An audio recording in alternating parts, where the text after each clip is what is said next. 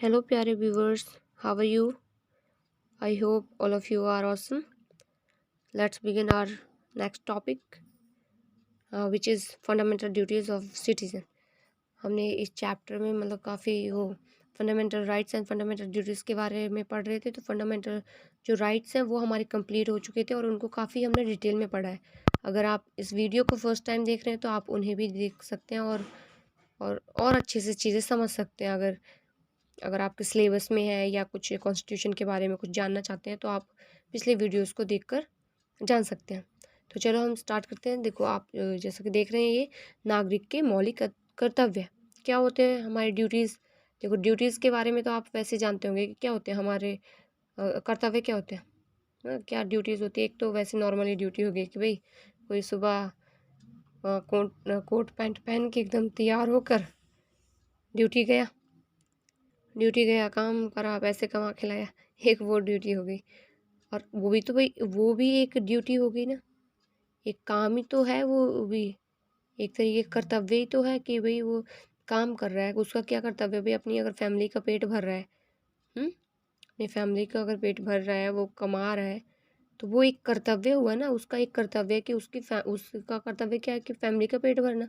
तो उस कर्तव्य को पूरा करने के लिए वो सुबह सुबह अपना तैयार होकर ड्यूटीज़ आ रहा है। तो एक वो नॉर्मल वाले कर्तव्य हो गए। अभी यहाँ पर क्या बात करें भाई, यहाँ पे बात हो रही है फंडामेंटल ड्यूटीज़ की। क्या होते हैं फंडामेंटल ड्यूटीज़, तो वो हम यहाँ पे देखेंगे। जैसे कि फर्स्ट पॉइंट आप देख ही रहे हैं, संविधान का पालन करना तथा इसके आदर्शों, इसकी संस्थाओं, राष्ट्रीय झंडा, राष्ट्रीय गान का सम्मान करना। तो पहला पॉइंट यही, जैसा कि आप हेडिंग ही देख रहे हैं, हेडिंग ही अगर आप समझ लें तो वही अंदर लिखा हुआ है, तो वो उसको आप अपने आप भी बना के आराम से लिख देंगे। संविधान का पालन करना मीन्स क्या, फॉलो द कॉन्स्टिट्यूशन। कॉन्स्टिट्यूशन है ना हमारा, उसको फॉलो करना। उसमें जो लिखा हुआ है, जो भी जो नियम कानून बनाए हुए हैं, उसके अकॉर्डिंग बिहेव करना, उसके अकॉर्डिंग जीवन यापन करना। मतलब भाई देश को अगर किसी जैसे कोई भी फैमिली होती है, अगर हम चाहते हैं कि वो जो फैमिली है वो प्रॉपर तरीके से चले, उसका जो खर्चा है वो मंथ का लें या पूरे साल का लें, वो प्रॉपर तरीके से चले और सारी चीज़ें मेंटेन कर चले।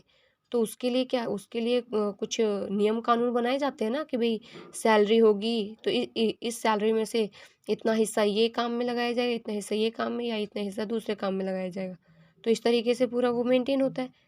सेम यही होता है ना, इससे क्या होता है, इससे पूरी फैमिली एकदम प्रॉपर तरीके से एकदम चल रही होती है सही से। तो सेम यही है, संविधान भी वही चीज़ करता है कि भाई संविधान में भी तो एक देश को, अभी हम क्या एग्जाम्पल बात कर रहे थे एक फैमिली की, लेकिन यहाँ पर अब देश की बात करें तो वही देखो, वही तो एक्सटेंड हो ही गई ना, एक्सटेंड होकर ही तो पूरा देश में आ गया भाई। यहाँ एक फैमिली, गांव, शहर, देश, तो ये ऐसे पूरा वो हो गया ना। तो यहाँ देश को चलाने के लिए कुछ नियम कानून भी बनाए जाते हैं, तो वो सारे हमारे संविधान में लिखे हैं। तो संविधान का पालन करना, ठीक है। उसके आदर्शों का, भाई उसमें जो मेन मेन चीज़ें बताई गई हैं, आदर्श बताए गए हैं, उस मतलब उसमें जो विचार दिए गए हैं उनको, उनका पालन करना। संस्थाओं का, संस्थाएं मतलब क्या, गवर्नमेंट, जो गवर्नमेंट इंस्टीट्यूशंस होते हैं ना, उनका सम्मान करना। मीन्स जैसे जो पब्लिक प्रॉपर्टीज़ जिन्हें बोल दिया जाता है कि भाई अगर स्कूल्स हैं उनका उन्हें नुकसान ना पहुंचाना। स्कूल्स हो गए, सरकारी वो हो गए, हॉस्पिटल्स हो गए, सड़कें हो गई, इन सब को नुकसान ना पहुंचाना। राष्ट्रीय झंडा मीन्स नेशनल फ्लैग, रिस्पेक्टेड है, उसकी रिस्पेक्ट करनी चाहिए, शुड रिस्पेक्ट। और राष्ट्रीय गान मीन्स क्या, एक प्रॉपर वो दिए, कोड ऑफ कंडक्ट दिया हुआ है ना, हमारे कॉन्स्टिट्यूशन में लिखा हुआ है कि भाई अगर कहीं पर, हाँ, अगर कहीं पर हमारा नेशनल एंथम बज रहा है तो हमें किस तरीके का बिहेव उस टाइम पर होना चाहिए। हमें लेट स्ट्रेट खड़ा खड़ा होना हो गया, या लेट कर नहीं सुनना चाहिए। इस तरीके के कुछ नियम कानून बनाए गए, तो उसका फॉलो करना।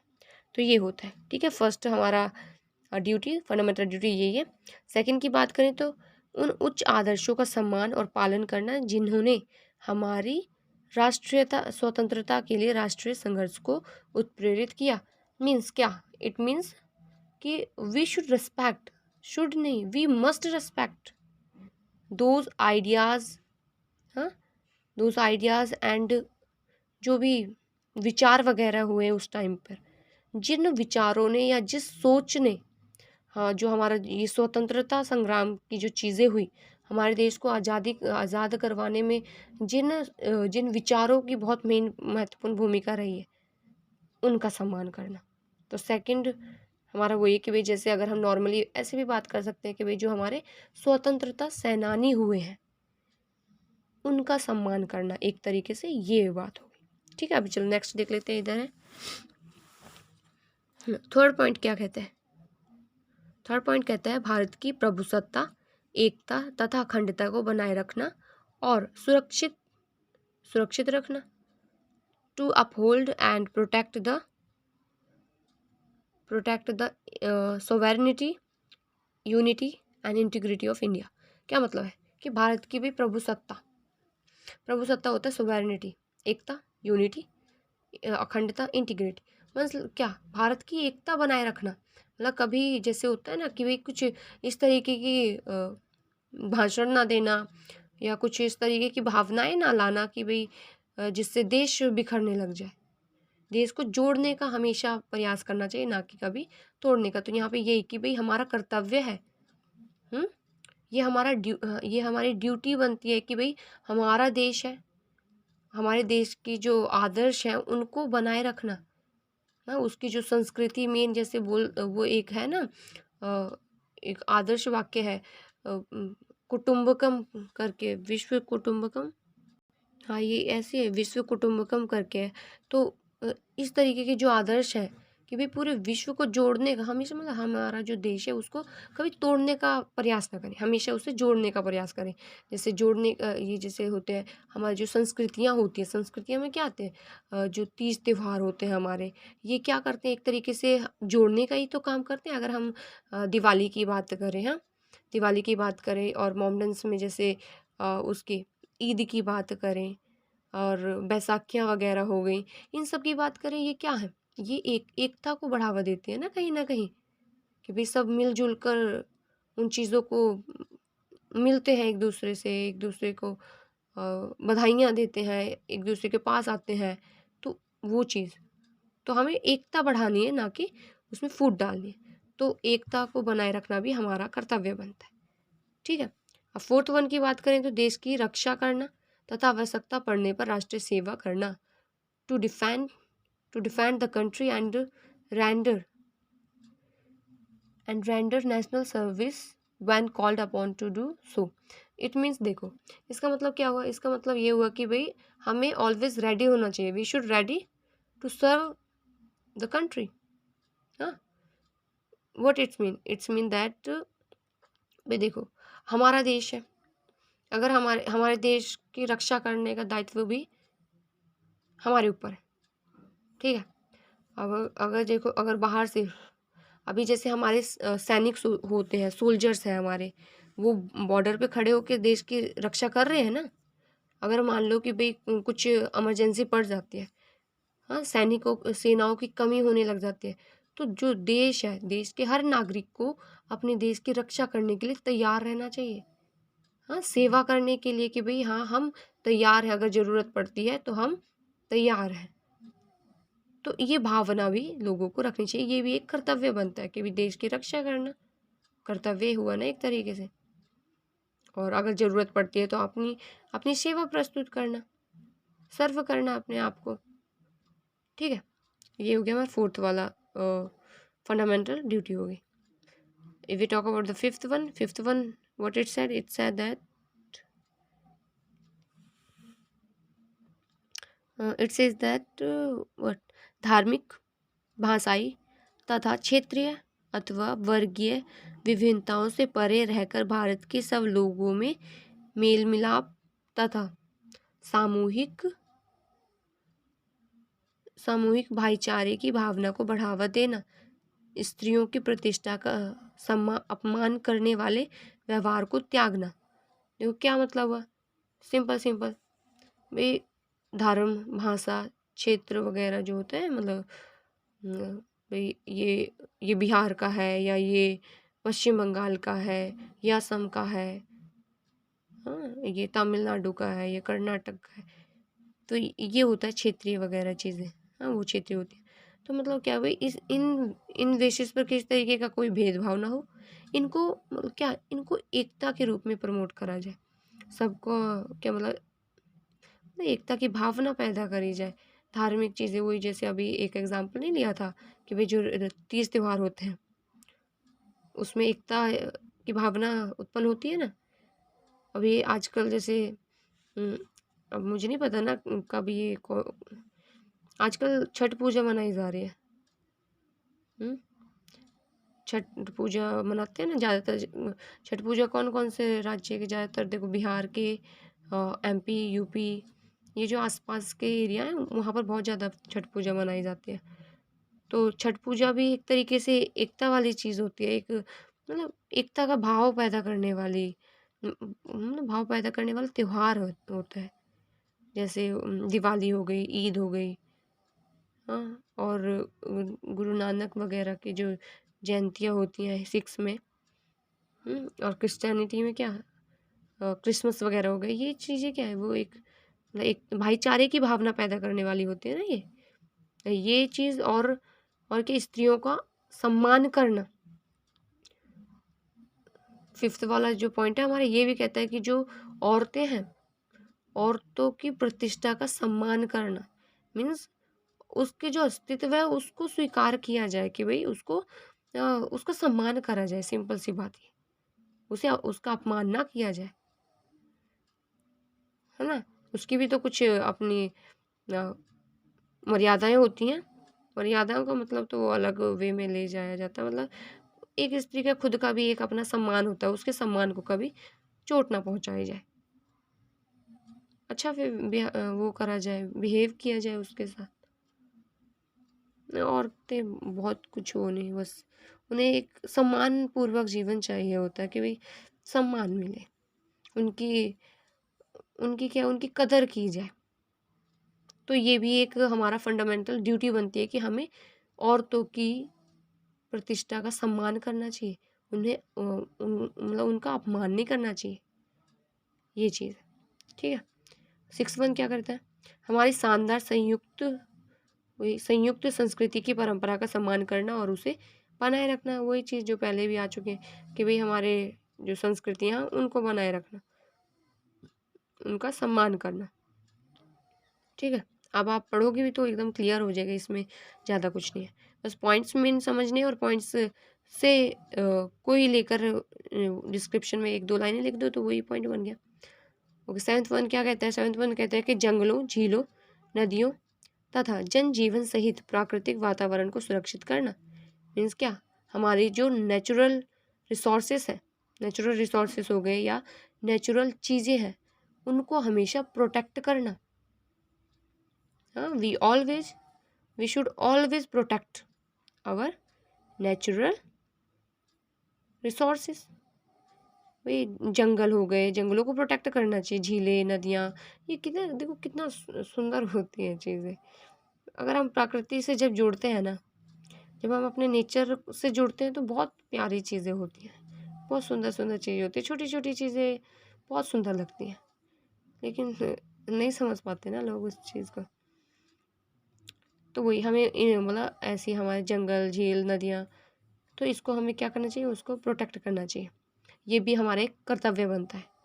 सुधारना और सजीव प्राणियों के प्रति सहानुभूति रखना। मीन्स क्या जैसे छोटे मोटे वो जानवर होते हैं, तो जैसे अगर हम वैसे नॉर्मली बात करें, नॉनवेज खाने वाले जो लोग होते हैं, खैर नॉनवेज खाने वाले लोग तो नहीं उसको डायरेक्टली जानवरों को मारते, लेकिन कहीं कहीं पर डायरेक्टली भी बलि वगैरह दे दी जाती हैं या ऐसी उनको बहुत नुकसान पहुंचाया जाता है।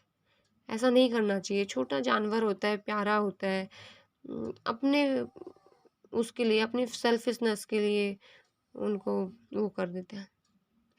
काफ़ी गलत चीज़ होती है। तो यही कि हमें क्या जो जानवर हैं, दूसरे जानवर हैं, हमें अपनी जान तो बड़ी प्यारी होती है कि भाई हमें एक काँटा भी ना लगे। काँटा लगे वही और एक काँटा लग गया ये वो, दुनिया भर की चीज़ें करने लग जाते हैं।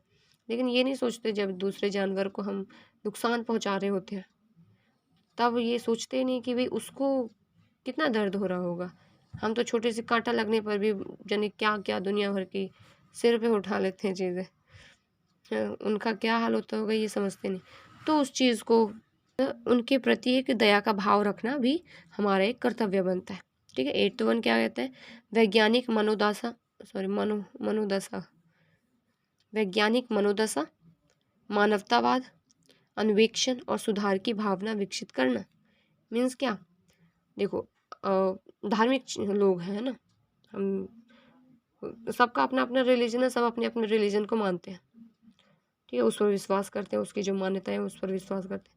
लेकिन क्या भाई, देखो एक ये लॉजिक वाली चीज़ है, हमें भी अपने धर्म पर विश्वास करना चाहिए। ये तो एक अपनी भाई अपना मतलब अपना आंतरिक भाव होता है कि भाई हमें अपने धर्म से, अपनी धार्मिक चीज़ों से एक लगाव है या नहीं है, वो अपना अलग मैटर है। लेकिन एक हमारे भी धार्मिक लगाव तो होना चाहिए, लेकिन साथ में एक क्या होना चाहिए, एक साइंटिफिक वो भी नेचर होना चाहिए, एक वैज्ञानिक मनोदशा भी होनी चाहिए, ताकि क्या हो सके, ताकि जो धर्म है, हम धार्मिक चीज़ें हम विश्वास करें अपने धर्म पर, लेकिन अंधविश्वासी ना बन जाए। क्योंकि कई बार क्या होता है कि वही चीज़ें होती है ना, अ, आपने जैसे ये अभी एक एग्जांपल और पहले लिया था, वो बलि वाला सिस्टम, बलि वाली चीज़ें भी होती हैं कि भाई भगवान मतलब वही, खैर वो अलग चीज़ बन जाती है, ज़्यादा मैटर नहीं करता कि भाई ज़्यादा अंदर नहीं घुसना चाहिए। लेकिन हाँ, भाई भगवान के नाम पर निर्दोष जो जानवर होते हैं या छोटे मोटे जो भी जानवर होते हैं उनकी बलि चढ़ा देते हैं ना, बलि वली, तो वो चीज़ नहीं करनी चाहिए। मतलब एक साइंटिफिक मेथड भी होनी चाहिए। और जैसे चलो वो अलग बात है, सिंपल सी बात करते हैं कि भाई अगर कोई बीमार पड़ जाता है, हाँ, तो नॉर्मली तो हमें क्या एक भी, अगर कुछ मान लो जैसे हेडेक हो रहा है या कुछ और भी पेन हो रहा है, बॉडी में पेन हो रहा है, तो हमें क्या सोचकर, हमें हमें थोड़ी ना उसको अंधविश्वास में ले जाना चाहिए। हमें थोड़ा सा साइंटिफिक चीज़ की कैसे रखनी चाहिए कि भाई अगर पेन हो रहा है तो कुछ साइंटिफिक रीज़न भी तो हो सकता है ना, तो उसको इलाज, दवाई या ये दवाई खाई जाए तो ये ठीक हो जाएगा। अब पेन हो रहा है, सिर में पेन हो रहा है, भाई कुछ भी हो सकता है, जैसे ब्लड प्रेशर का ऊपर आना, ये वैसे होना या कुछ भी, तो उसके कारण कुछ हो सकता है। तो हमें थोड़ा साइंटिफिक सोच भी रखनी चाहिए और उसका साइंटिफिक तरीके से भी इलाज करने का सोचना चाहिए। हाँ, तो वही साइंटिफिक चीज़ें बनाना बच्चों के अंदर, साइंटिफिक जैसे बड़े बड़े ये नेता वेता हो गए, उनका क्या कर्तव्य बन रहा है कि भाई जो बच्चे हैं जो स्कूलों में पढ़ाई कर रहे हैं, हाँ, उनमें क्या एक मनोवैज्ञानिक मनोदशा भी विकसित करी जाए, उनका एक साइंटिफिक नेचर भी डेवलप करा जाए, एक कर्तव्य बनता है इनका। और मानवतावाद की बात करें तो वो ह्यूमनिज्म, मतलब वही इंसानियत, इंसानियत का विकास करना, एक वैज्ञानिक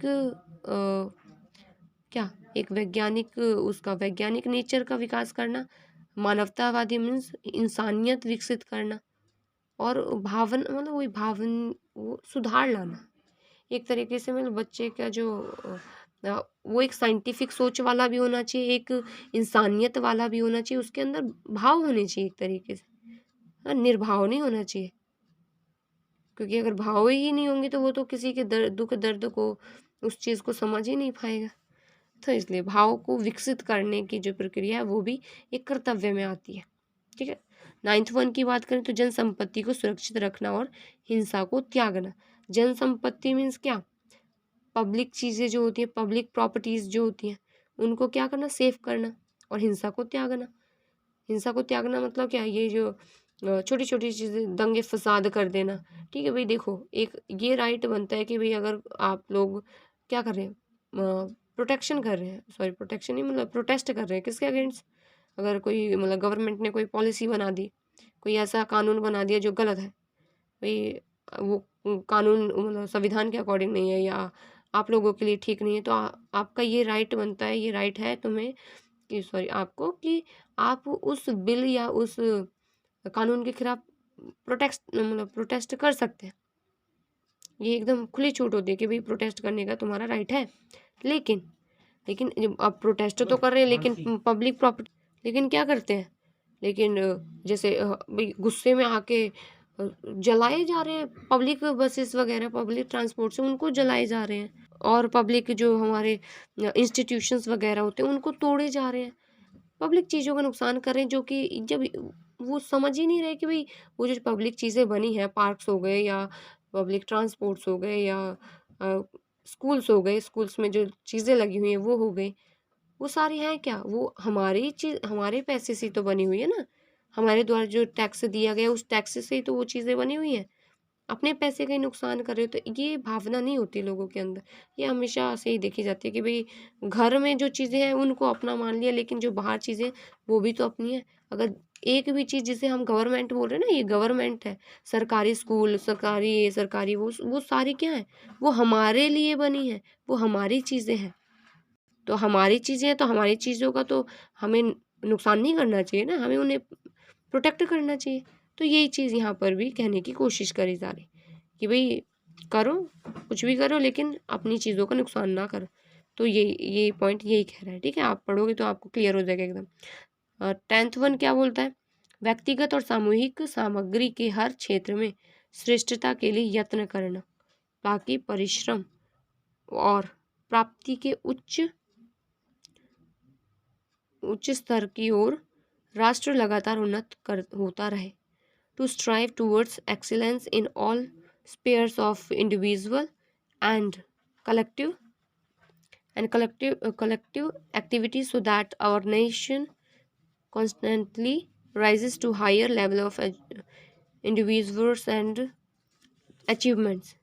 क्या मतलब है इसका, देखो इसका सिंपल सा मतलब है कि हमेशा हमें आगे बढ़ने के बारे में सोचते रहना चाहिए। आगे बढ़ने का मतलब क्या, नई नई चीज़ों का इन्वेंशन करते रहना चाहिए। भाई ठीक है, अभी जो चीज़ें हैं वो हैं, भाई एक एक कर्तव्य हमारा ये बनता है कि भाई जो इस तरीके से हम चीज़ें प्रमोट करें, इस तरीके से पॉलिसीज़ लाएं कि जो भाई देखो एक, खैर वो ऐसे नहीं बोल सकते, जैसे अगर हम वैसे बात करें,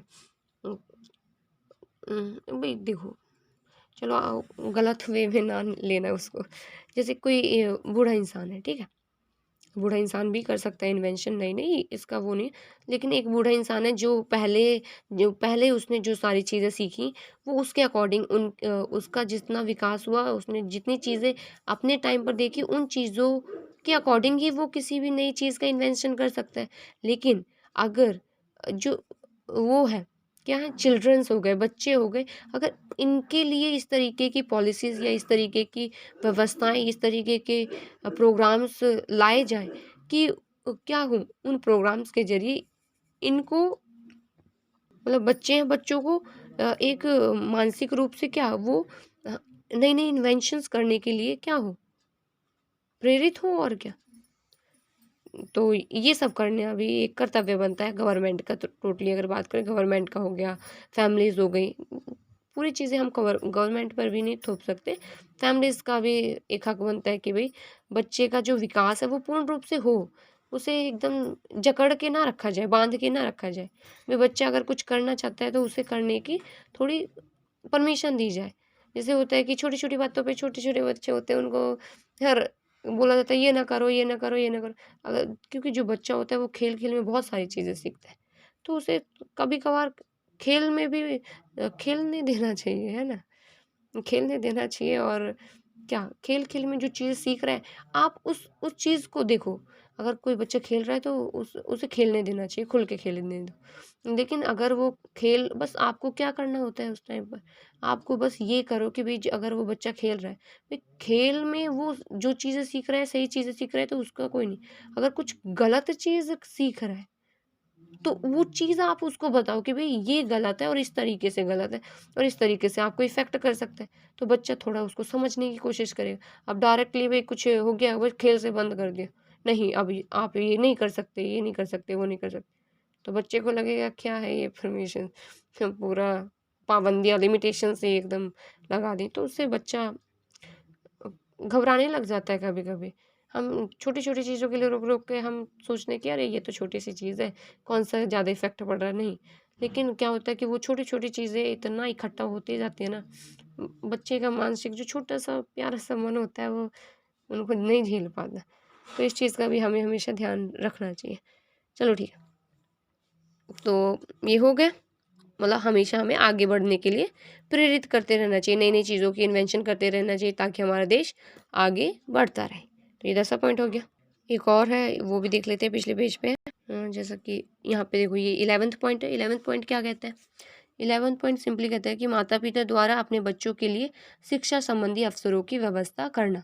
मीन्स क्या, जो पेरेंट्स हैं उनको क्या करना चाहिए, अपने बच्चों को शिक्षा प्राप्त करवानी चाहिए, क्योंकि जो छोटा बच्चा होता है उसको थोड़ी ना पता होता है कि पढ़ाई का मतलब क्या इम्पोर्टेंस है, पढ़ाई का क्या मतलब होगा, क्या पढ़ लिख कर क्या करेगा, क्या है पढ़ाई, क्या होगा, उसे नहीं पता ना। तो किसकी रिस्पॉन्सिबिलिटी बनती है, जो वो पेरेंट्स की बनती है कि भाई बच्चे को क्या करा जाए, भाई उसे पढ़ने के लिए प्रेरित करा जाए, उसके एडमिशन्स करवाए जाए, स्कूल्स में उन्हें भर्ती करवाया जाए। समझ रहे हो? अब हाँ, ये हो सकता है कि भाई पढ़े लिखे माता पिता नहीं है तो वो क्या करें, तो ऐसे क्या हो सकता है, भाई ठीक है आप पढ़े लिखे नहीं, लेकिन आज के टाइम पे तो लेकिन गवर्नमेंट की तरफ से वो तो करी जा रही है ना। अगर सरकारी स्कूल है, जरूरी नहीं होता है कि भाई हमेशा प्राइवेट स्कूल में पढ़ना एक वो है। ये अगर प्राइवेट स्कूल में भी बहुत ज़्यादा कुछ नहीं होता है। बस प्राइवेट स्कूल में और गवर्नमेंट स्कूल में क्या ज़्यादा डिफरेंस नहीं है। बस ये डिफरेंस है कि भाई ये गवर्नमेंट स्कूल में थोड़ी सी लापरवाही कर देते हैं।